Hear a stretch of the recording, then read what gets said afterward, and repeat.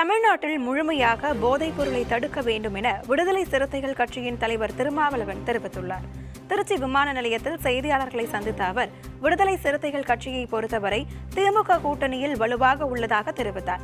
தமிழ்நாட்டில் திமுக கூட்டணி பல இடங்களில் தனி பெரும்பான்மையுடன் வெற்றி பெறும் என கூறினார். தொடர்ந்து பேசிய அவர், பாஜக தலைமையில் எதிர்க்கட்சிகள் ஒன்று சேரும் நம்பிக்கை தனக்கு இல்லை எனவும், தமிழகத்தை பொறுத்தவரை அது வெற்றிகரமாக அமையாது எனவும் தெரிவித்தார். போதைப்பொருள் புழக்கம் பெருகியிருக்கிறது, அதை தடுக்க வேண்டும் என்கிற கருத்தை அலட்சியப்படுத்த முடியாது, புறந்தள்ள முடியாது.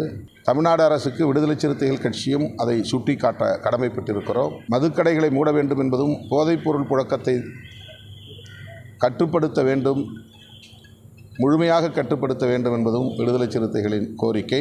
திமுக கூட்டணி 200 இடங்களில் வெற்றி பெறும் என்று திராவிட முன்னேற்றக் கழக தலைவரும் தமிழ்நாடு முதலமைச்சருமான தளபதி ஸ்டாலின் அவர்கள் உறுதிபட தெரிவித்து வருகிறார். அண்மையில் செயற்குழுவிலும் அந்த தீர்மானத்தை திமுக நிறைவேற்றியிருக்கிறது. திமுக கூட்டணி வலுவாக இருக்கிறது.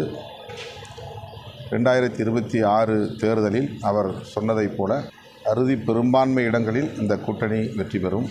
பாரதிய ஜனதா தலைமையில் எதிர்க்கட்சிகள் ஒன்று சேரும் என்று எனக்கு நம்பிக்கை இல்லை.